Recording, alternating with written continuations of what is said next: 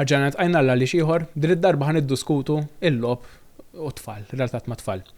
Mistiedna Daniel Merċija, grazzi li qiegħed magħna, kif ukoll Lelio Spiteri. Grazzi wkoll li qiegħed magħna Lelio. Għax biex nitkellmu fuq il-lob u fuq it-tfal, ma jistax ma jkollokx il-Lelio Spiteri li huwa Head of the Happy School, allura hemmhekk naw li kemm jenfasizza fuq il-lob u l-kuntentizza tat-tfal li hu jaħdem magħhom, u anke Daniel Merċija li huwa psikoterapista b'20 ta' snin issa 25 sena esperjenza jaħdem ma' tip differenti ta' tfal u żgħażagħ.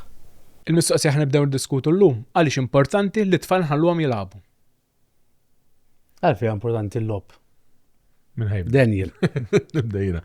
Għaliex hija parti essenzjali mill-iżvilupp tagħhom. Huwa mod kif huma jiltaqgħu mad-dinja. Hija xi ħaġa li hija universali, kapaċità li tilab hija universali, tfal hija kapaċità universali, narawha f'mumenti differenti ta' tfal. U għat-tfal il-lob huwa serju ħafna mhux ċajta. It-tfal jilagħbu biex jagħmlu sens mill-ħajja, jilagħbu biex ħarsu lejn il-ħajja, jifhmu x'qed jiġri madwarhom. It-tfal ma jilagħbux biex jgħaddu żmien, biex jgħaddu l-ħin. Il-lob huwa parti essenzjali mill-iżvilupp tagħhom. U hemm ħafna se nidħlu aktar fid-dettall fuq xi jfisser dan. Imma għax huwa essenzjali għalihom biex jikbru. Għalhekk importanti. Lelio, meta inti ilek surmas, ilek fl-edukazzjoni, meta tqabbel it-tfal tal-iskola tiegħek li jilagħbu għanqas narawhom ta' spiss fuq is-social media miktar jisu l-lob fl-iskola tiegħek, kif jikkumparaw ma' tfal oħra, kif tara d-differenza? Ħanajdlek ovvjament kif għal ħabtija hawnhekk l-ewwel net il-lob huwa bżonn, ġifieri xi ħaġa li trid tkun. Issa hekk anke fl-iskola irid jinħolqu ċertu spazji fejn it-tfal jingħataw din il-libertà illi huma anke jesprimu lilhom infushom permezz tal-lob. Sa l-lob maħniex ngħidu biss meta ddoq il-qampina għal break sewwa għaliex hemmhekk il-ħin huwa limitat ħafna ġifri għandek l-ewwel break li jkun naqra qasir, bagħad it-tieni wieħed ftit iżjed twil però xorta mhuwiex biżejjed għalkemm it-tfal dak il-ħin kollha joħorġu minn ġol klassi qishom daqhekk kif iddoq il-qampina għalkemm fil-kastana laqqas hemm qampina, ma xlaqqas nemmen ħafna fil-qampina, ma dik ħaġa oħra. Kif joħorġu barrek iltaqgħu fl-imkien jiġru fil-ground, però inti trid tipprova illi l-attivitajiet illi jsiru fl-iskola dawn qishom jieħdu forma ta' logħba fejn prinċipalment jinnemmen il-priorità għandha tkun li t-tfal se jieħdu pjaċir, li t-tfal se joħossuhom kuntenti, li huma ferħanin dik għalina, mhux għalija biss, għalina hija importantissima li inti qed tħossok ferħan.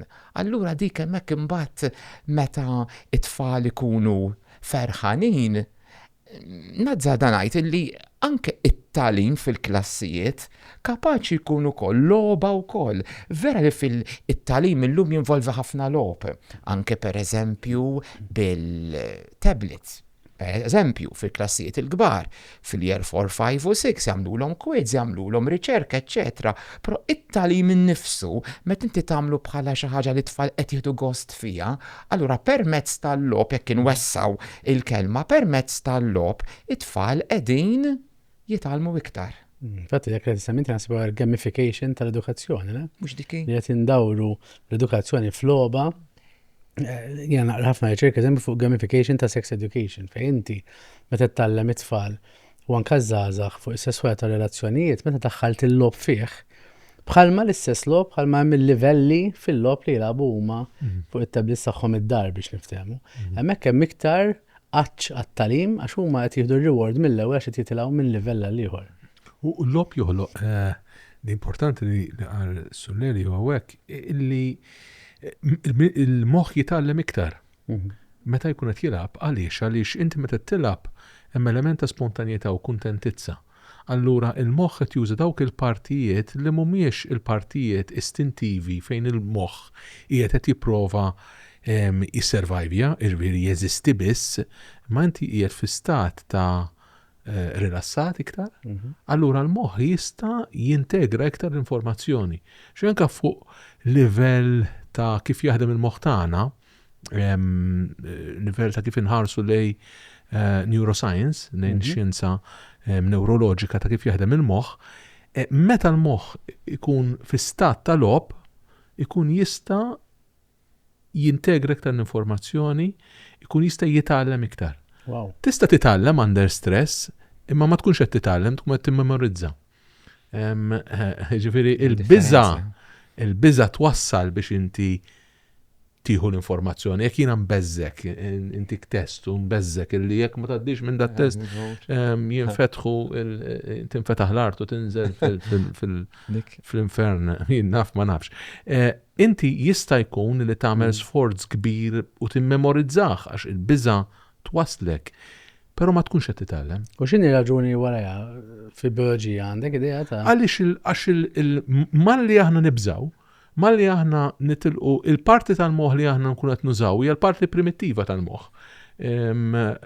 Fil-psikoloġija, fil-psikoterapija ngħidu dik il-parti li fight, flight jew freeze. Ġifieri il-parti li jiena rrid naħrab minn sitwazzjoni jew inkella jiena nimblokka nieqaf jew inkella rrid niġġieled sitwazzjonijiet. Allura f'dik is-sitwazzjoni letteralment il-parti ta' moħħi li taħseb li tirraġuna tintefa'. Ejja naħsbu jekk jien għandi sitwazzjoni fejn rrid nibqa' ngħix għax hawn nar għax qed nisma' ħsejjes kbar u rid noħroġ minn hawn ġew, jien nista' noqgħod bil-qiegħda hawnhekk noqgħod ngħid naħseb se nagħmel ara tgħid noħroġ jew noqgħod bil-qiegħda. Naħseb aħjar nieħu kafè qabel mhux dak jiena rid nagħmel huwa jiġri noħroġ minn hawn. Ma jiena nuża dik il-parti ta' moħħi li hija li ħaġġenni biex noħroġ minn hawnhekk. Imma l-parti li qed taħseb qed tintefa'. Qed tintefa' għall-mument għaliex il-prijorità ta' moħħi huwa li jiena ngħix. Sopravvivi. Li jiena ngħix. Allura meta nitfidek il-parti ma nistax nitgħallem. Però meta l-parti istintiva tiegħi, meta l-parti primittiva, meta l-parti li żommni on tiptoes, sewwa hemm fuq il-pont ta' subajja tintefa', allura mbagħad inkun fi stat kalm, kuntent li nista' nitgħallem. U nieħu pjaċir nitgħallem. Daniel, inti bdejt tajt l-lob kemm importanti għat-tfal mhux biss għax għalihom mhux għax qed jgħaddu l-ħin biss, imma huwa importanti ħafna. Però hemm momenti fejn il-lob jista' jkun perikolus bħalissa qed tiġini f'moħħi, però fis-sens lob bit-tablet pereżempju. Perikolus għaliex għax jintuża anke ħinijiet twal pereżempju. Naħseb dak kollu fil-ħajja li tagħmlu iż-żejjed u li ssir dipendenti minnu jsir perikolus. Naħseb anke jekk l-eżerċizzju fiżiku jista' jsir perikolus, jekk għalik issir dipendenti minnu u dak kollu li nagħmel huwa dipendenti minn kemm nagħmel sigħat ta' eżerċizzju fiżiku, mela dak isir perikolus. Anke jekk li jiena nqatta' ħin inħobb il-persuni ta' madwari, il-sieħeb jew is-sieħba tiegħi, u allura dik issir ossessjoni li jiena rrid inħobb u rrid inkun ħin kollu ma' din persuna, dik ukoll issir perikoluża. Kollox fil-ħajja meta jieħu kontroll tagħna minflok aħna jkollna kontroll tiegħu, kollox isir perikoluż. Allura anke t-tablet jista' jsir perikoluż. Meta t-tablet ikollu kontroll fuq il-ħajja ta' tfal, mhux it-tfal għandhom kontroll fuq it-tablet. Minnaħa l-oħra l-Elju, ħan nistaqsi għalilek, għax tintaqa' ma' tfal ta' tajjed diversi. Ħana ġammur fuq lob, teknoloġija, lob fuq tablets, kemm importanti l-lum il-ġurnata minnaħa l-oħra, speċjalment fetajiet anke l-etajiet diversi. U illi tiskanta kif it-tfal minn eta żgħira jafu jaħadmu dan l-apparat, ġifieri donhom dawn jitwildu illum jafu, pereżempju jiena ġieli nistħif li ma sens nidħol fi klassi partikolari u nipprova nuża l-interactive whiteboard. U nasal f'mument fejn ma nkunx naf inħassar pereżempju, qegħdilhom skużawni, imma intom ħajkolkom turuni kif nagħmel dil-biċċa xogħol u tfal stess anke minn kindergarten joħorġu dilek isma' inti ma tafx qafas dil-buttun ara qatt mamma mija veru se suppost tħaltem ġew bħala l-espert imma l-fatt imbagħad ngħid vera ma nafx xejn. Ġifieri it-tfal iridu jużaw din hija parti minnhom, it-tfal twildu f'din id-dinja ma jafux dinja oħra sewwa, imma kif qal Daniel hawnhekk jaħseb il-kelma importanti bilanċ. Irid ikollok bilanċ. Issa dawn huma għodda effettivi u effikaċi, però ikunu parti mill-proċess tal-talim fili jintużaw fil-klassijiet kollha. Jiena meta kont żgħirina konna nużaw il-blackboard, imbagħad ġie il-whiteboard u qednu xi ħaġa kbira din tal-whiteboard flok iċ-ċok kellna il-markers. Sewwa imbagħad bil-mod ġie l-interactive whiteboard. Illum għandna teknoloġija oħra jerġa', jiġifieri dejjem kien hemm żvilupp f'dawn l-għodda ngħidilhom jiena illi it-tfal draw bihom. Jekk immaġinaw ftit, tiġi ġurnata u l-iskola m'hemmx dawl. L-għalliema ittihom rashom. Għaliex ittihom rashom x'se nagħmlu? U ngħid mela meta konna iżaraħna, kif konna inkampaw? Konna nkampaw għax ma kellniex il-mezzi tal-lum. Imbagħad għandna ovvjament whiteboard x'imkien illi jintuża jekk sewwa ma jkunx hemm dawl elettriku, allura s-sistema ma taħdimx. Tu bifer ukoll l-għalliema ta' 10 snin ilu kienu qed jikkompetu ma' television. Tajjeb, u dak il-television skont xi jara missierek jew mhu kien tħatara. Illum l-għalliema tal-lum din jikkompetu ma' teknoloġija, high definition, 4K, allura l-istimulazzjoni, il-whiteboard biss, ma ħsibx li għadu biżejjed, mhux għax l-għalliema jisserħu fuq l-interactive whiteboard, għax it-tfal il-tip ta' stimulazzjoni mdorrijin biha, il-whiteboard biss fortunatament naħseb jiena ma nafx x'taħsbu intom ma naħsibx li għadu biżejjed. Però llum imbagħad l-interactive whiteboard tagħmel il-mirakli. Ġifieri jekk pereżempju eżempju ċkejken banali forsi fejn sempliċissimu. Pereżempju qed nitkellmu fuq ir-Renju Unit. Natu każ, u rridu naraw il-bandiera qabel konna nfittxu morru fuq xi ktieb, morru l-librerija, nfittxu naraw kif dak il-ħin Google plub mal-ewwel.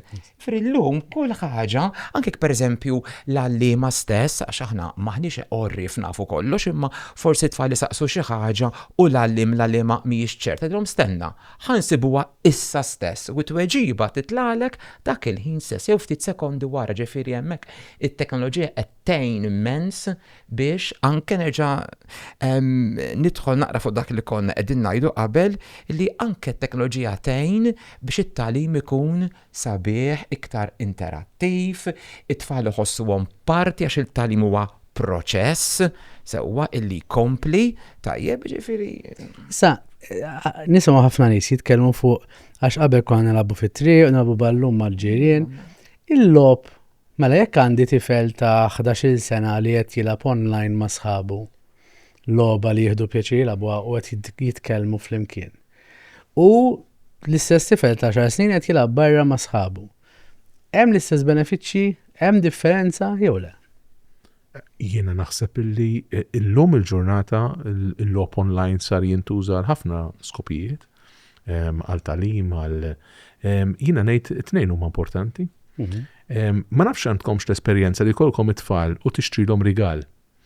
U jkun sabiħ u tkun infaqt il-flus fih, u mbagħad tispiċċa tarhom jilagħbu bil-kaxxa. U mhux bir-rigal fih innifsu, ma nafx għax kellek din esperjenza medju. Imma u jispiċċaw jilagħbu bil-kaxxa tal-kartun. Għaliex mhux bil-fors is-sofistikazzjoni jew it-teknoloġija toħloq logħob iktar effettiv. L-logħob huwa spazju fejn għandek żewġ elementi. Il-kuntentizza, ġifieri inti hemm sens ta' ferħ fih innifsu, u l-ispontanjetà. U dawn huwa element importanti l-ispontanjetà. Illi inti tagħti spazju lit-tfal li jimirħu li minn din il-kaxxa noħloq karozza ta' nipprova niftakar fil-tfal tiegħi jien żewġ tfal, karozza tal-linja li tella l-orsijiet fiha, l-orsijiet tal-dan. Il-kelba wkoll kienet titla fuq karozza tal-linja. Jew inkella toħloq jinnaf karozza jew qed tmur is-supermarket u tibda taqla l-affarijiet. Hemm element kreattiv ukoll illi l-ispazju tal-logħob joħloq. Kien ħarsu lej Minecraft, kien ħarsu lej Roblox. li wkoll jużaw l-istess. Eżatt. Imma edha tagħti l-istess benefiċċji jew jien għandi nimbotta l-uriedi biex kemm jista' jkun jilabu offline biex impoġġuha b'dal mod. Jew il-fatt li jilbu Roblox ma' sħabhom is-soċjalizzazzjoni għadha ssir xorta. Għazzazax li niltaqa' magħhom, tfal li niltaqa' magħhom jemnu li qed issir qed jissoċjalizzaw, qed iddaħħal elementi differenti. Jiena ngħid ejja nagħmlu spazju fej ikunu tnejn flimkien. Illum sar daqsxejn ħasra tmur fil-playgrounds pereżempju. Tarhom vojta. Imma dik il-mistoqsija tiegħi hija nostalġija għax jiena naf il-playground allura nifhimna il-playground bit-tfal. Nostalġija jew għax psikoloġikament hemm iktar benefiċċji li tfal jiltaqgħu b'mod fiżiku. Naħseb ma rridux inkunu romantiċi għax noqogħdu nirromantiċizzawx fi żmienna kemm kien sabiħ. Dika huwa romantiċiżmu li m'għandniex bżonnu. Imma naħseb illi ma nistgħux naraw il-medium, jiġifieri it-television bħala neutrali. Il-medium idaħħal fih innifsu serje ta' regoli u serje ta' aspettazzjonijiet ta' xulxin li fir-realtà ma jkunx hemm. Jiġifieri jien online nista' ngħidlek affarijiet li forsi jekk narak hawnhekk ngħidhom b'mod differenti. Mhux forsi, żgur. Allura ma nistgħux naraw u hija minflok niltaqgħu fil-verità niltaqgħu online għaliex isu equal. Hemmhekk naħseb ikun qed nassumu il-medium fih innifsu ġifieri il-television, il-headphones, il-microphone ma jagħtu xejn. Jiena konvint, u mhux jiena biss, imma hemm ħafna nies li jgħidu li il-medium fih innifsu se jinfluwenza l-imġiba tiegħi, il-logħba tiegħi, il-mod kif jiena ħanippreżenta ruħi.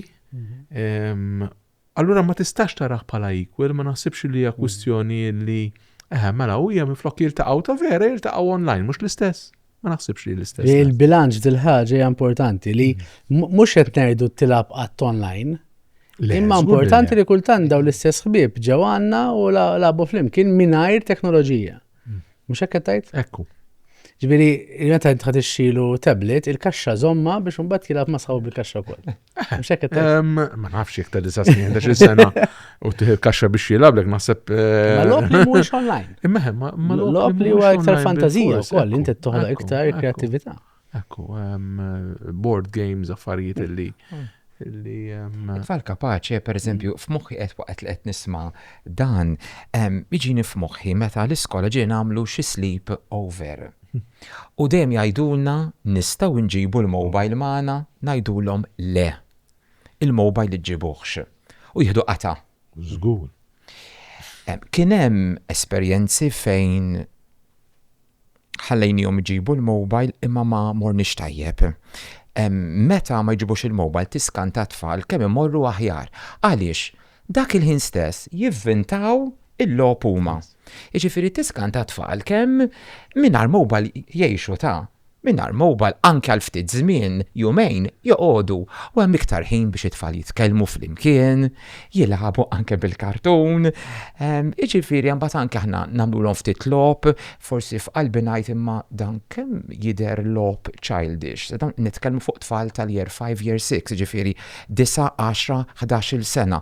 Imma tiskanta kemm jieħdu pjaċir u kemm ikun hemm storbju u daħ, jiġifieri però anki din ukoll speċi fakritni meta kellna il-COVID. U allura it-tagħlim sar prattikament kollu online. Meta il-mezz ewlieni kien illi għandek jien l-għalliem min ikun id-dar u l-istudenti qegħdin isegwu mid-djar tagħhom permezz tal-PC sewa permezz tat-teknoloġija. Hemm differenza kbira bejn dak iż-żmien u bejn iż-żmien tal-lum fejn it-tfal jiltaqgħu flimkien, it-tagħlim isir wiċċ b'wiċċ, ma ngħidx li ma sarx tagħlim. Kien hemm u sar sforz enormi f'dak il-perjodu biex it-tagħlim b'xi mod jgħaddi xorta għal it-tfal, imma dak il-kuntatt fiżiku dak importantissimu, dak jagħmel differenza kbira, u għamel differenza kbira, għaliex it-tfal illum wara dawn is-snin aħna nindunaw illi dawk it-tfal illi in inverted commas batew minn dan għax batew. Nista' nħiem l-inverted commas nemmen li t-tfal batew f'dak il-periodu fejn għalqu l-iskejjel fejn ma kellhomx kuntatt ma' tfal jew ma' nies oħra daqskemm xtaqu. Il-lum li għadda ċertu żmien, ċertu snin tinduna. Aħna fil-fatt ngħidu illaqmu dawn it-tfal tal-COVID. ċertu skills ma ġew żviluppati kif suppost daqskemm jidru fit-tfal oħra ta' etajiet differenti. Għax ma kienx hemm kuntatt offline. Għax ma kienx hemm dak il-kuntatt fiżiku. Inti tista' tgħaddi t-tagħlim, imma jinnemmel li t-teknoloġija qatt ma tista' tieħu post dan li qegħdin insemmu li int tiltaqa', int titkellem, inti tgħix mal-persuna l-oħra. L-iskrin minnu nnifsu qiegħed waħdek id-dar, l-iskrin jista' jkun barriera wkoll fl-istess ħin, jista' verament jagħtiqa għad-dinja, ma fl-istess ħin kapaċi jkun barriera illi jxekkel wieħed milli jikkomunika b'mod aktar effettiv ma' ħaddieħor. U l-lob ma' ġenerazzjoni differenti, bħalissa nitkellem fuq il-lob ma' it-tfal bejnietom. Imma li il-ġenituri jew l-aħwa kbar jilabu ma' tfal, jew in-nanniet jilabu ma' tfal. Hemm benefiċċji differenti ma' l-istess ħaġa x'qed jiġri hemmhekk. U għandna bżonnhom jew ma tagħmel differenza. Jien ma naħsibx aħna nifqu nilagħbu, naħseb illi nbidlu l-mod kif nilagħbu. Naħseb illi jekk tara l-adulti u l-industrija tal-lob fuq l-adulti u tara kemm hija qawwija l-industrija tal-lob fost l-adulti tinduna li ma nifux nilagħbu, però ma nibqgħux insejħulu lob forsi, ma nibqgħux insejħulu play. Ġifieri naħseb illi hija kapaċità tagħna l-bnedmin li noħolqu dal-ispazju li mhix ir-realtà, imma mhux kompletament mhux ir-realtà. Huwa spazju xi ħadd jgħidlu za kelma Ingliża transitional, ġifieri ta' tranzizzjoni, x'imkien fin-nofs. Li la hija r-realtà u laqas mhux ir-realtà, x'imkien fin-nofs. Imma għandna bżonnu, huwa bżonn tagħna nħarsu l-industrija tal-films. Ġifieri inti tara tagħmel satejn u nofs, tara xi ħaġa li inti taf, konvint li mhix vera, u li qatt ma tista' tkun vera. U li inti għalik dik hija l-verità u tagħmel satejn u nofs u tidħol ġo fija kompletament, tibki għax mit il-mostru, tkun tidħol biex issalvaħ. Għandna din il-make belief, la? Il-make belief. Li huwa bżonn inkredibbli tagħna l-bnedmin. U allura ma nifux nilagħbu nibdew nsejħulu mod differenti, forsi nsejħulu arti. Forsi nsejħulu jinnaf l-artist x'jagħmel. Jilab bl-emozzjonijiet. Tiegħi, tiegħek, tiegħu, imma jilab bl-emozzjonijiet. Illum hemm mużewijiet. Tifla tiegħi fakritni fihom għax tħobb tfittex mużewijiet interessanti. Li huma mużewijiet fejn tidħol biex tesperjenza sensazzjonijiet tal-lob. Per eżempju, inti tidħol ġo kamra mimlija foam. U toqgħod hemmhekk u tara daw isiru popolari immens, ġifieri. Ġifieri kważi jekk tara ġenerazzjoni iżgħar tgħidilhom ma mmorru naraw pitturi ta' Monet jew nidħlu f'dal-esibizzjoni. No-brainer, ġifieri mmorru għalihom. Jew tidħol ġo post fejn il-kamra tkun kiesħa u ikollok sensazzjonijiet ta' ħafna kesħa ta' affarijiet tal-jinnaf tal-metall. Fejn mbagħad tħall ġo post fejn hija aktar kulur aħmar. Ġifieri qed nilagħbu f'daw is-sensazzjonijiet b'mod differenti meta aħna adulti. X'aktarx meta kbirt, il-raġuni għal xiex tilab ħad tkun differenti wkoll minn meta kon żgħir. Meta kon żgħir semmejn orrajt teżisti l-ispontanjetà, però sakemm ma għandna kontroll fuq tfal, x'lob li huwa tajjeb li tħeġġeġ sa fejn għandek kontroll fuqhom li tħeġġeġ li huwa importanti għall-iżvilupp ta' tfal. Jiena ngħid tipprovax tikkontrolla x'jilagħbu, tihom l-ispazju biex jilagħbu. Tihom il-ħin u l-ispazju u d-disponibilità tiegħek ukoll. Mhux bil-fors li inti tkun qed tilab magħhom għax xi kultant it-tfal istenna li t-tfal jistidnuk biex tidħol fil-lob tagħhom. Għax aħna meta nidħlu fil-lob tagħna, aħna f'daqqa waħda nagħmluha tagħna l-logħba, ma f'daqqa waħda ix-xark ma tistax tikol it-tifel għax dika mhix tajba, mhix sabiħa. Aħna l-lob u nippruvaw, l-lob ta' tfal jista' jkun vjolenti ħafna, aggressiv ħafna. Hija parti mill-mod kif huma immissu, jifmu l-aggressjoni, il-vjolenza. Imma meta aħna l-kbar xi kultant nidħlu U hekk tiġrek għandek għal xi tinkwieta ħanisaqsu. Le m'għandekx violenza. Jekk il-lob violenti jkun l-unika lob li jilagħbu u tibda tara li dawn it-tfal li jilagħbu biss lob violenti fejn kulħadd jiġi torturat, kulħadd imut, hemmhekk ta' min wieħed ikellem lil xi ħadd, però ġeneralment ma jkunx hekk. Ġeneralment ikun hemm tiżwieqa. Jiġifieri inti qed tgħid li x'nagħmlu aħna ninkoraġġuhom nħolqu spazji tal-lob. U d-disponibilità tagħna li aħna nkunu hemmhekk, li jafu li qegħdin hemmhekk, jistgħu jistidnuna biex nilagħbu u nħallu lilhom immexxu l-lob imma mhux nidħlu aħna bis-siringa tal-loppju biex nistatizzaw kull logħba li jilagħbu u nħalluhom jħolqu xenarji differenti, jilagħbu b'modi differenti. Immiktar milli ngħidu aħna nħarġuhom f'dan it-tip ta' lob u mhux dak it-tip ta' lob. U tfal jilabu b'kollox. Tihom l-opportunità, tihom l-ispazju għaliex huwa bżonn. Bħal l-ikel huwa bżonn, bħal għat-tfal il-lob huwa bżonn. Lelju.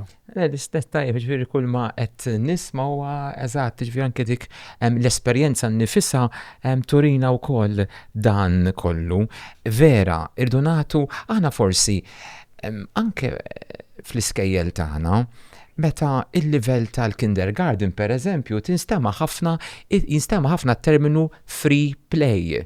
Imbagħad dan it-terminu iktar ma tfal jikbru. Issa ħadin il-free play ma tibqax tissemma, ma free.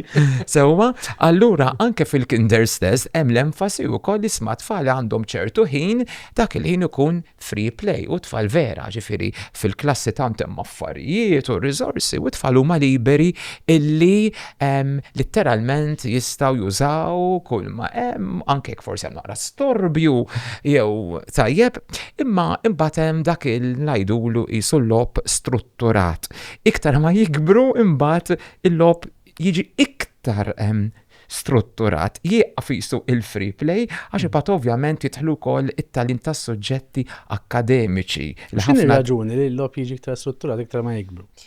Għaliex inti ovvjament l-ewwel nett inti għandek ċertu ħin l-iskola, firm m'għandekx il-ħin kollu, imma għandek 6 sigħat aqta' il-break, issa f'dak il-ħin inti trid issib spazju għas-suġġetti għal 1000 ħaġa oħra, xi kultant jiena noqgħod ngħid imma l-iskejjel kemm aħna kapaċi ndeffsu affarijiet.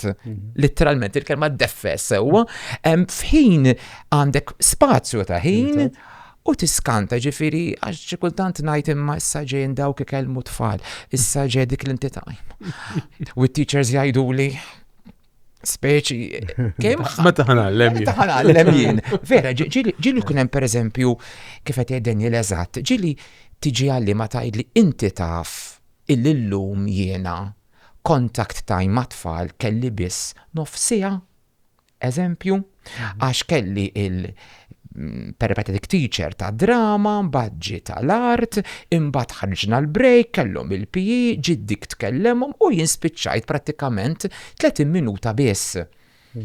Jiġifieri hemmhekk ukoll imbagħad żgur li mhux se jkun hemm ħin għall-logħob li jsir fil-klassi speċi kif qedna qabel però fit-tagħlim jista' jkun logħba fih innifsu. Imma tant xi kultant inkunu moħħna biex hekk nagħmlu affarijiet, tant hemm affarijiet x'tagħmel li inti jekk ma toqgħodx attent tispiċċa li iktar ma tfal jikbru fl-età jiena fil-każ tiegħi qed nitkellem dwar skola primarja x'hemmhekk l-esperjenza tiegħi hemmhekk qiegħda sewwa, trid toqgħod attent għaliex iktar ma tfal jitilgħu fis-6 sena l-aħħar sena pereżempju, tajjeb trid toqgħod attent għaliex tispiċċa kull minuta illi inti kollok tara x'ser tagħmel għax dejjem hemm x'tagħmel. Imbagħad tiskopri li jisma' l-affarijiet għandhom isiru iktar bil-mod. It-tfal għandhom iktar libertà għax meta tagħmel hekk, it-tfal jitalmu iżjed. Tiskanta. Interessanti li mbagħad meta jmorru d-dar, il-ġenituri ħafna drabi jagħmlu l-istess. Imbagħad nerġa' nimlew il-ħin tad-dar bej homework, bej privatijiet, bej extracurricular activities. Jisu mbagħad jiġifieri jisu l-iskola hemm da pressure, ħana nitkunu dak kemm pressure biex iddeffes kemm jista' jkun affarijiet. Mbagħad xi nimorru d-dar irġajna ġirja sħiħa biex indeffsu kemm jistgħu iktar affarijiet u l-ħin ta' free play u anke ta' immaġinazzjoni u jien nemmen ħafna li l-moħħ ikun l-iktar kreattiv meta jkun idle, meta m'għandux xi ħaġa strutturata li jkun qed jagħmel jew programm li jrid jaraħ bil-fors. Ngħidlek sorry inti għax qed tiġini f'moħħi hemm episodju li ġara xi snin ilu għax tinsiex illi wara l-iskola it-tfal għandhom il-homework ukoll. Ferri apparti il-ġiri kollu li semmejt u kien hemm parent, ġenitur partikolari għalli jisma' għalli għandi bżonn inkellmek ftit. Għaliex it-tifla mhix qed issib ċans id-dar tagħmel ix-xogħol li tu għall-iskola u kellemt il-għallima tilla qed itjom xi ħafna homework intu qalt li leta qalt li 20 minuta kuljum forsi nofsija. Aktar possibbli din it-tifla nofsija mhix issiba u kif qed nitkellem mal-ġenitur qed ninduna illi mit-tnejn sas-sibt din it-tifla kellha nivvintax issa id-dettalji mhix se ngħidhom tajjeb, it-tnejn għandek id-drama, it-tliet għandek in-nursery tal-futbol, l-erba' għandek sport ieħor. Għalt li ma dawn kollha affarijiet żbieħ hemm id-drama wkoll. Kollha affarijiet żbieħ dawn u t-tifla tixtieq tagħmilhom għattila skużani għattila vera u inti taħseb li din it-tifla mit-tnejn sas-sibt wara l-iskola impenjata f'dan kollu u allura ħabba fek ma tistax issib 30 minuta kuljum biex toqgħod bil-qiegħda u tagħmel ix-xogħol illi jiġi mitlub minna. Fil-fatt imbagħad tkellmet mat-tifla qaltilha 6 huma ħafna. Għażel 3 jew għażel 2 u hekk kien ġara u wara xi żmien kienet tkellmitna qalt tisma' kemm inħossuna aħjar. Inqas ġen, inqas stress. Tkellem biss hemmhekk fuq il-homework. Aħseb wara kemm hemm ħin li kollha free time mal-ġenituri tagħha jew maħuta biex jew mal-kelb taf kif biex tinterektja u tkun fl-ambjent tagħha d-dar. Għandhom ħafna ġenituri moħħhom biex jimlew kull minuta ta' tfal b'xi ħaġa. Jien naħseb ma nafx taqblux miegħi li għax ngħixu f'soċjetà fejn il-produttività hija glorifikata. Li aħna meta nsaqsu xulxin x'għamilt illum, jekk xi ħadd ħajajdlek għatti d-dar, għatti ndur bil-pjanti, kważi tajdlu ma ħajdlek tijaj, għax jisek ma għamilċi jent. Allora mbatt ħajdlek jena li għamor dik il-qadja għamiltek, u meta inti tissemmi għamil taffarijiet, ħafna drabi nis ħajdulek, proset kem tlaħħa isse, kem nammirak għax tlaħħa da affarijiet kollha. Ma li bdejtajt intu koll li nxaq norbot mistoqsi oħra. Li toħroġ ma tfal, mort sija ġaġnin ximkien tilabbu l-ballun. U li battu nursery tal-futbol. Hemm l-istess benefiċċji totalment differenti. Il-fatt li qegħdin nursery xi ħaġa strutturata aktar hija benefiċċju daqs li qed jilab u l-istess ħaġa jenna fek marrux il-lezzjonijiet tal-arti. Jekk qiegħed waħdu d-dar jagħmel li jrid jilab kif irid u jpenġi li jrid l-istess ħaġa daqs li kieku qed imur klassijiet partikolari għall-arti. Hawnhekk fejn isu fejn hemm il-ħila u l-lob. Aħna nitkellmu fuq l-lob spontanju, fuq li tilab bil-ballun biex tieħu pjaċir. Fejn titfa' żewġ basktijiet tal-iskola mal-art u jsiru lasta. Aħna qas fi żmien hekk kienet. Hekk għadu. Għax it-tfal fl-aħħar man ħat-tfal jibqgħu ta' minn kollox. Imma mbagħad hemm kwistjoni ta' teknika ta' ħila, ġifieri mhix l-istess. Illum forsi sirna strutturati żejjed. Ġifieri llum anka coaches tal-futbol dal-aħħar minnarija fadaħir li kontet nisma' jitkellem. U kienet jgħid strutturajni wisq it-talim tal-futbol fejn l-spontanjetà m'għadix tidher, m'għadix toħroġ. Jien naħseb din kemm nistrutturu se nagħtu struttura lil ħin ta' tfal u lil-lob ta' tfal. Irridu nifhmu wkoll li t-tfal jilagħbu b'mod differenti meta huma jibdew jikbru. Iktar ma jikbru u jiksbu ħiliet li mbagħad jużawhom biex jilagħbu b'mod differenti. Tfal żgħar ħajlagħbu iktar b'sensazzjonijiet b'idejhom, tfal jibdew jikbru iktar ħajibdew jużaw iktar lob ngħidulu simboliku, ġifieri naqbad din u nimmaġinali ajruplan pereżempju, jew li hija train, li mhijiex train imma qed nilgħab b'mod simboliku. U mbagħad nibda ngħaddija lilek ukoll tibda tilgħab miegħi minn hemm lob soċjali. Bil-mod il-mod jibdew jittolleraw iktar lob strutturat fejn jkun hemm regoli, fejn tilgħab hekk, le mhux hekk nilagħbu hekk u inti hemm din regola, hemm din regola. L-ammont ta' struttura jiġi wkoll mill-lob, mit-tip ta' lob. Però naħseb hemm element li rridu noqogħdu attenti li ħanispiċċaw nistrutturaw kull ħin kollox fejn li tilab logħba bejn il-ħbieb tal-futbol kważi le tagħmilx għax inti tmur in-nersi li ma tmux tweġġa'. U ma tkunx tista' tilab jew tingħażel mat-tim. Fej jiġifieri kollox irid isir daqshekk tekniku, fej kulħadd ħajispiċċa. Naħseb hemmhekk hemm bilanċ, hemm kwistjoni ta' bilanċ. U naħseb ukoll il-bżonn dak li qed inti Matthew, il-bżonn tal-ħin fejn ma tagħmel xejn. U jien xi kultant ninkwieta li t-tfal tagħna mhux dejjem jitalmu għadi. U l-ħin li ma tagħmel xejn mhux dejjem ħin sabiħ. Jien naraħ ħin sabiħ ħafna għax għandi bżonnu ħafna. Imma li tittollera frustrazzjoni hija ħila importanti wkoll, li jien nittollera frustrazzjoni li mhux dejjem il-mami ħatgħidli d-dedi ħajli x'nilab, li nittollera frustrazzjoni tagħna ma nafx se nagħmel.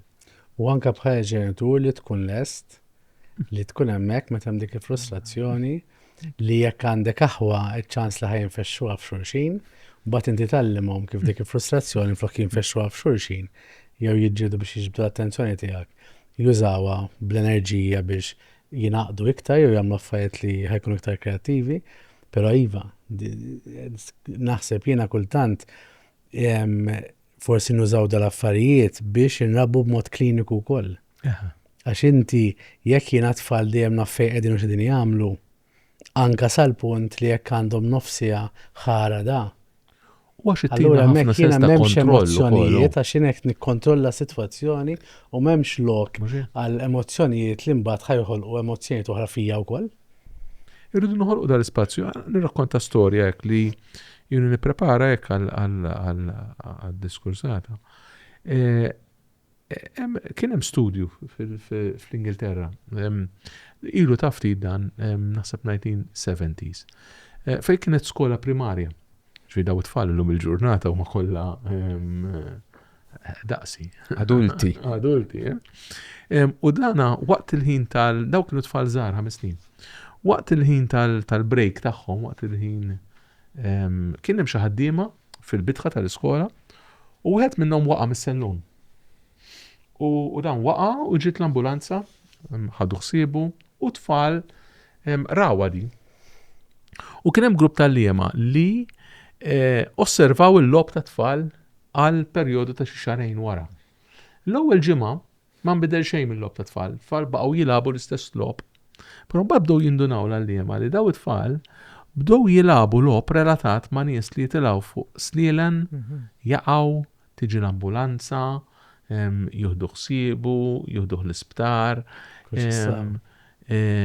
Huma kienu qed jużaw it-tfal fl-età ta' 5 snin, ġifieri żgħar, dawn huma tfal żgħar, pjuttost żgħar, kienu qed jużaw il-lob b'mod naturali mingħajr ma ħadd ma qallhom, mingħajr ma ħadd ma strutturhom, mingħajr ma ħadd ma biex jagħmlu sens minn dak li esperjenzaw. Huma esperjenzaw xi ħaġa fl-opinjoni tiegħi ftit traġika u tara raġel jaqa' minn sellun b'mod li mbagħad ma jistax jiċċaqlaq, nies qed jgħidu li tiċċaqlaqx tiġi l-ambulanza, nafu kif u joħorġu dik l-stretcher li jiskupjawh minn mal-art minħabba li jħasbu.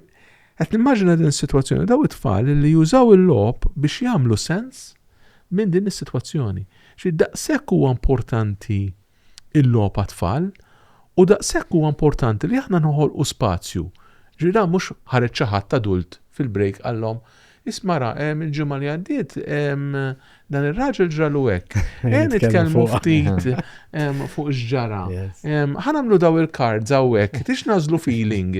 Speċjalment jekk nagħmlu għall-għada. Meta anke li qed tiddeskrivi inti stess, jikkonferma ħafna riċerka fej meta persuna tgħaddi minn trauma, x'hija trauma qed issemmi inti, għandu bżonn il-ħin tiegħu biex it-trauma toħroġ. Mhux għax ġara inċident il-bieraħ, naqbdu l-counselors tal-iskola, naqdu l-ġo klassi, ngħidulhom illum f'dissija ħan nitkellmu fuq da suġġett xi ġrat il-bieraħ meta il-moħħ għadu qasbis beda jipproċessa. Teknikament l-importanti li jkunu safe, li jħossuhom safe, dak l-importanti fl-ewwel moment li jintuhom dak kollu li huwa possibbli biex jħossuhom safe. Jiġifieri jekk qed iħossu l-bart intom xi ħaġa biex ma jħossux bart, qed iħossu sħana ngħinuhom biex jikkuljaw ftit. Nerġgħu mmorru għal safety. Safety first, qabel ma nibdew nipproċessaw. X'il-moħħ li ma jħossu safe, nerġgħu niftakru x'edna fuq il-moħħ ma jistax jipproċessa. Biex inżid ma jettajt, inti sibna di riċerka ta' Pellegrini li tajt il-logħob huwa fundamentali għat tkabbir mentali u emozjonali ta' tfal. Riċerka wriet li tfal li jissieħbu fil-logħob kreattiv u miftuħ jiżviluppaw ħiliet ta' soluzzjoni tal-problemi li qed issemmi inti. Ħiliet soċjali u kapaċitajiet konjettivi aktar b'saħħithom. Anka moħħhom b'mod konjettiv, jiġifieri fejn jidħol il-ħsieb ħaj jissaħħaħ iktar. Anke fl-adulti, il-logħob jista' jgħin biex jikkumbatti l-istress u jippromuovi l-benesseri ġenerali. Biex jikkonferma li għadek kif tajt int il-verità. Mbagħad interessanti ħafna forsi niddiskutuha ftit hija riċerka oħra ta' Genius of Play li tgħid studju rew li 50% tal-ħiliet ta' teamwork u 42 tal-ħiliet ta' soluzzjoni tal-problema huma ġejjin mill-esperjenzi tal-logħob fit-tfulija. Ġifieri daw riċerkaw l-adulti dawk li huma kapaċi jaħdmu ġo team li nafu llum il-ġurnata dik il-ħila kemm importanti u mhux dejjem insibuha fl-adulti u fil-ħaddiema. U 42% tal-ħiliet li insolvu l-problemi fl-adulti ġejjin minn kif labu u kemm labu meta kienu tfal. Daqshekk huwa importanti il-logħob fit-tfulija, mhux hekk? Issa hawnhekk taħsbu li l-logħob huwa strutturat jew logħob iktar inqas strutturat li jista' jwassal għal dawn it-tip ta' ħiliet. It-tnejn naħseb hux hekk. It-tnejn. Ġifieri kif konna qegħdin nitkellmu rid ikun hemm momenti fejn il-logħob jista' jkun strutturat, però mbagħad irid ikun hemm żgur opportunitajiet oħrajn biex it-tfal tagħna jesperimentaw anke waqt il-logħob ta' ma tkunx taf x'isser joħorġu. Qabel semmaw il-kaxxi xi xhur jew sena ilu fl-office kelli kaxxa kbira għaliex ġabu xi ħaġa l-iskola ovvjament kienet fil-kaxxa u jiena qabel ma l-kaxxa sabet posta x'imkien ieħor ħallejta fl-uffiċċju kaxxa imdaqsa. Daħlet tifla tal-Kinder 2 sakemm stennit il-logħob ma tiġbora fis-satej u nofs u x'inġiet omma li kulħadd qal din it-tifla fej sparixxiet. Fejn marret, fejn taħsbu li kienet? Daħlet fil-kaxxa. Din irtabat il-kaxxa u daħlet fiju qed tesperimenta u qed tara, ġifieri it-tfal hemmhekk meta nħalluhom tiskanta. Tajt madam b'xiex ser joħorġu it-tfal tiskanta jagħġbuk b'dak kollu li jistgħu jagħmlu u ġifieri bil-fors naqbel ħafna ma dak li għadek kemm samt magħna li x'hija l-verità dik. Ma imma aħna rridu nagħtu dik l-esperjenza tal-logħob it-tfal. Firri nafu bil-benefiċċju, imma l-esperjenza trid tingħata, trid tinħoloq. Qabel Joseph semma il-fatt li tieħu tfal għan-nursery fejn għandek xi ħaġa forsi strutturat iktar jew ġenituri illi jażlu illi iqattaw ċertu ammont ta' ħin jilabu ma' tfal. It-tnejn huma importanti ħafna. Jien nemmen ukoll li il-ġenituri għandhom isibu l-ħin. Illum ħafna ġenituri jitkellmu dwar quality time. Jien dan it-terminu ma joġobni xejn. Għax jien nemmen li il-ħin huwa dejjem ta' kwalità. Sewwa, ġifiri isma' jien għandi ħafna x'nagħmel, però sibt kwarta u qed inqattaw mat-tifel jew mat-tifla bħala quality time. Jien nemmen dak x'naħseb jiena illi it-tfal għandhom dritt għal dan il-ħin u li il-ġenituri għandhom jagħmlu li jistgħu u għalhekk hemmhekk tidħol imbagħad il-prijoritajiet fil-ħajja tagħna illi vera għandna x'nagħmlu. Imma priorità assoluta għal ġenituri għandha tkun li kull jum ikun hemm dak il-ħin li iqattawh ma' tfal tagħhom. Issa x'jagħmlu dik ħaġa oħra, imma li jkunu hemmhekk preżenti sewwa sa jekk it-tfal jitkellmu, jekk il-ġenituri qegħdin hemmhekk jisimgħu aktar milli forsi jitkellmu. Dak il-ħin nemmen li għandu jkun kull jum u dejjem, isir dejjem, dik importanti ħafna. Jina sabin qablu għamma li kienet jgħid deni l-iktar kmieni u li inti ma tistax it-tfati domanna dissija flimkien jiftħu qalbkom jgħid dissija. Biex inqablu għamma li għatti inti tal-meta tfal għaddu minn trauma jgħan nitkellmu fuq għazel feeling. Jina kultan nemmen il-kunċett ta' quality time ġej b'mod soċjopolitiku biex aħna il-min forsi qed inġalu joħroġ jaħdem iħossuna iktar rajt miegħu innifsu fil-kuxjenza jngħidu ismani qatta sija biss u dik is-sija tkun ta' kwalità li huwa vera wkoll li jekk għandek sija għall-inqas fuq il-mobile naħħi il-mobile u t-tablets u qatta dik is-sija ma' tfal 100%. Però il-kwantità u l-kwalità mhumiex esklusivi minn xulxin. Jien nista' nqatta nofs nar miegħek u xorta tkun ta' kwalità. Jiena nieħu minni meta kont iżgħar jekk ħanejt xi ħaġa l-ommi ma kontx ngħid tara Melissa għandna dil-kwarta ħanajdilha. L-ewwel immur nara x'burdata hi, u mbagħad nerġa' nimur fil-kamra, mbagħad nerġa' noħroġ u ngħidilha għax sieħbi għamel hekk biex nara x'ħatajt. U mbagħad nerġa' mmur fil-kamra, nerġa' noħroġ ngħidilha mhux sieħbi kien ta' dak jien kont.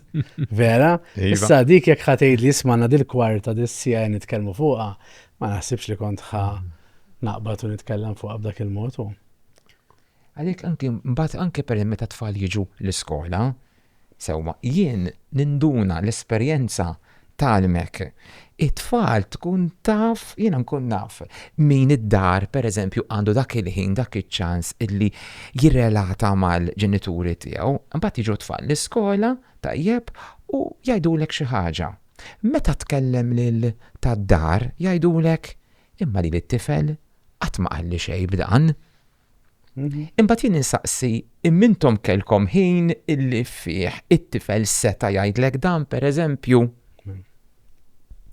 Ġifieri jien induna mal-ewwel, ġifieri meta tfal jiġu l-iskola u jiftħu ngħid dawn id-dar ma kellhomx il-ħin biżejjed biex dan seta' isma' il-ma jew il-pa jew skont iċ-ċirkostanzi jesprimi dak li jħoss, jaqsam dak li għaddej minnu f'dik is-sitwazzjoni partikolari. Ġifieri hemmhekk. U forsi nixtieq nżid ukoll anke dak il-ġenituri qed jisimgħuna bħalissa li qed jgħidu x'nagħmel inkompli nisma' l-podcast jew mur nilgħab ma' tfal. Naħseb importanti wkoll isu għax aħna meta nitkellmu għati ħin lit-tfal. Isu aħna nagħmlu xi ħaġa għalihom. Naf kif? Imma fil-fatt meta inti tibni relazzjonijiet li jagħmlu sens ma' żgħar u ma' tfal, inti tkun qed tirċievi ħafna bħala persuna.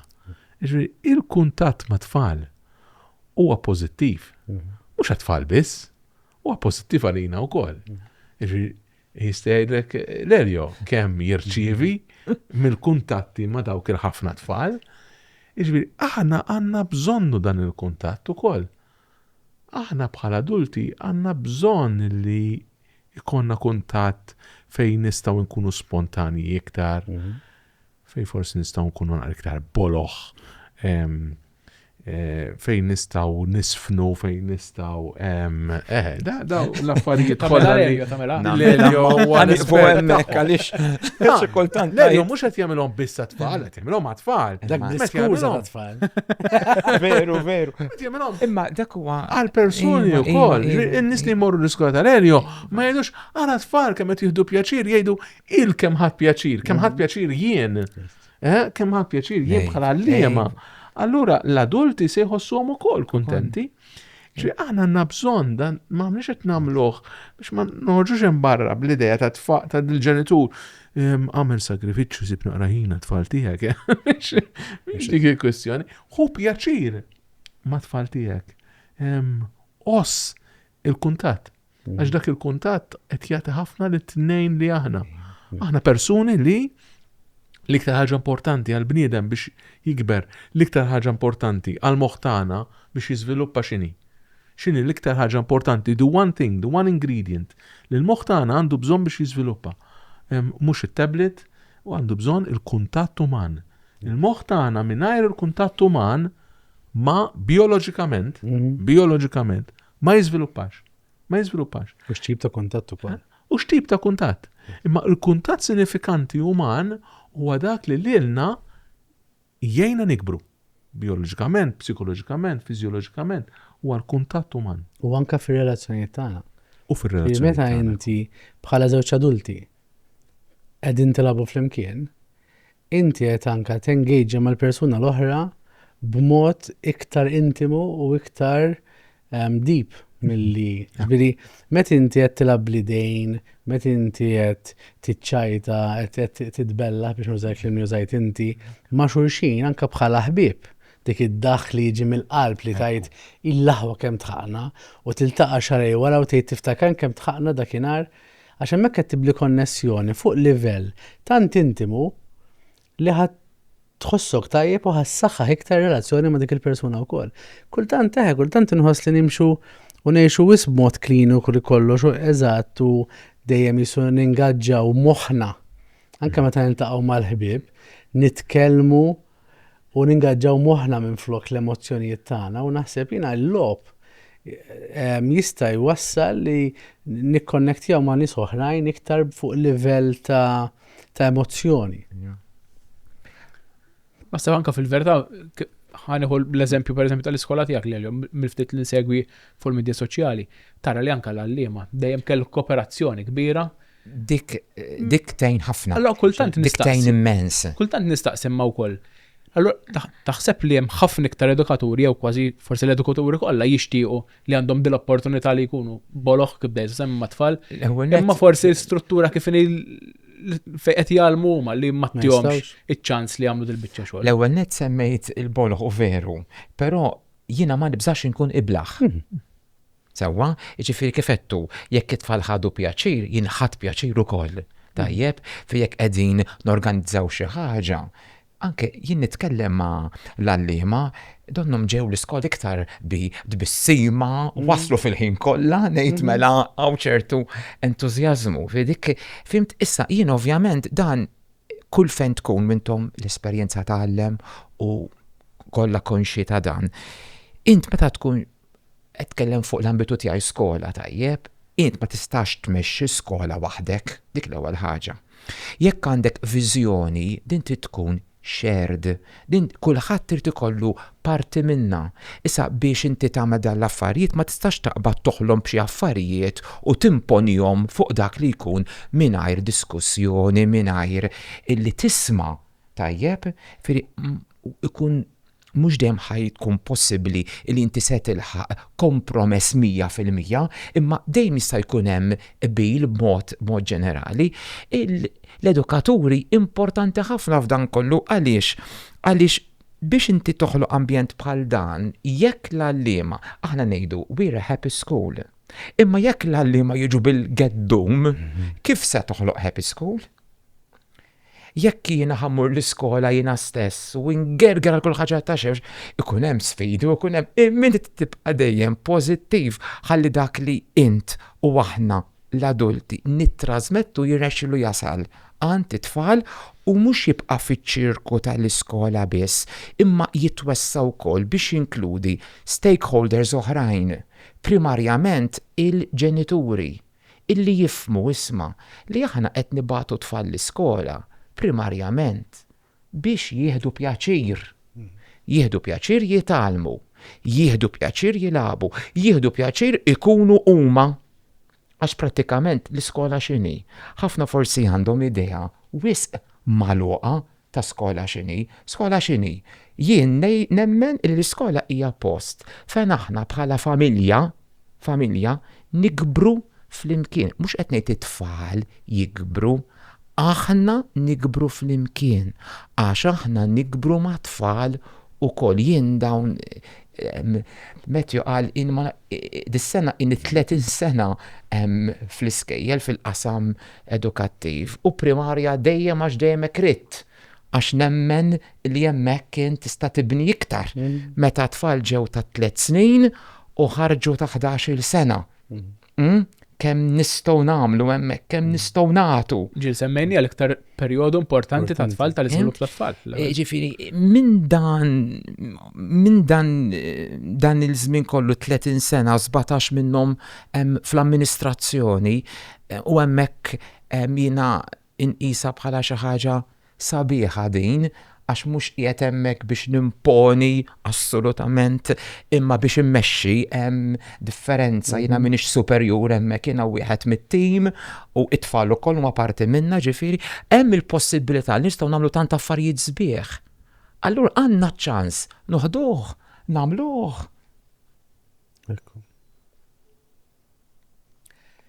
Qed noqorbu lejn ta' diskussjoni, però nixtieq li tnejn intom tagħtu komment dwar dak li tkellimna, komment konklusiv dwar dak li tkellimna. Daniel? Naħseb bħala adulti jisu l-bżonn tagħna tal-kontroll ukoll qed jiġini f'moħħi bħalissa kemm għandna bżonn kbir tal-kontroll u l-ansjetà li taqbadna meta naħsbu li qed nitilfu l-kontroll. Meta fil-fatt jekk tirrealizza għanna ħafna inqas kontroll milli nippretendu li għandna fuq il-ħajja. Kollha ngħixu bl-illużjoni li għandna kontroll assolut fuq il-ħajja. Sakemm jiġrilna xi ħaġa u nirrealizzaw li kienet kollha illużjoni. Naħseb il-logħob huwa serju ħafna. U din li nixtieq nikkonkludi biha il-konsiderazzjoni tal-logħob hija xi ħaġa serja għax huwa bżonn. Huwa bżonn tagħna l-bnedmin li ma ngħixux biss ankrati mar-realtà, ma noħolqu spazji li jkunu x'imkien fin-nofs. Ispirati mir-realtà, imma fl-istess ħin hemm element ta' fantażija, ta' spontanjetà, ta' kreattività. Il-ħajja tagħna tkun ħajja fqira ħafna li kieku ma jkunniex il-possibilità li nilagħbu. Lelio? L-istess ħaġa fuq l-istess linji, il-logħob għandu jingħata priorità. Importanti ħafna. L-iktar ħaġa importanti nemmen jiena huwa dan propju li l-tfal inħalluhom jimirħu fil-logħob. Nagħtuhom il-ħin, nagħtuhom iċ-ċans, nagħtuhom l-ispazju. Dik importanti ħafna. Kif edna meta nikbru mbagħad il-logħob jieħu forom differenti. It-tfulija darba tiġi u tmur. Ma nitilfux dan iċ-ċans. Matthew? Jina naħseb l-Ingliż jgħidu all work and no play makes Jack a dull boy, vera, u dal ma jfissirx biss li mhux interessanti, ma jista' jkun ukoll li m'għandux bużat tajbin.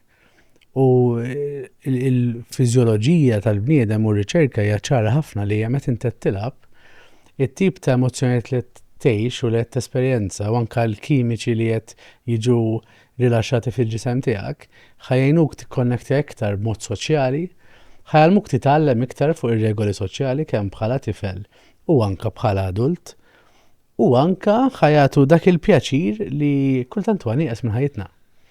Ġifieri hemmhekk tista' anke jekk tilab bħala adult tikkompeti u toħorġ dik in-naqra għandek li dik il-persuna b'mod protett u b'mod san, bla ma tidher li ilek iżomm għal dik il-persuna, qed titħaq ma' dak li jkun. U qed tesperjenza emozzjonijiet li kieku fil-ħajja jekk ħad toqgħod tistenna li jiġu b'mod naturali, ħajjedu ħafna iktar ħin. Jekk inti tibni Anka infatti hemm organizzazzjonijiet li organizzaw team building u noħolqu dat tip ta' lob b'mod iktar industrijali biex impoġġu hekk għalfejn imma biex daw in-nies għal dik il-ġurnata għattaw ħin fej ħajaddu minn emozzjoni differenti u ħajsaħħu il-konnessjoni ta' bejnietom. U nnotaw wkoll f'ċertu team buildings li meta tkun adult, sakemm tibda wkoll tħossok diffiċli, ma tafx jekk għandekx tilab jew le. Għax ma ssirx ta' spiss biżejjed. Allura wara tisma' l-podcast mhux minn flok il-podcast, muru ilab kemm ma' sħabek u anke ma' tfal. Grazzi Daniel, grazzi Lelio, llum iddiskutejna kemm importanti l-lob. Bdejna kemm importanti l-lob għat-tfal, però wkoll rajna kemm importanti wkoll għal minn adulti. Grazzi għal darbohra, grazzi wkoll il-min segwina. Infakrom jinaqdu f'dawn il-paġni, isegwu għaliex hemm aktar għaliex fuq suġġetti differenti wkoll. Suġġetti oħrajn differenti, ħana ma baqa' xejn sakemm nintaqgħu għaliex ieħor fejn ħaniddiskutu nintaqgħu ma' mistiedna differenti wkoll. Grazzi.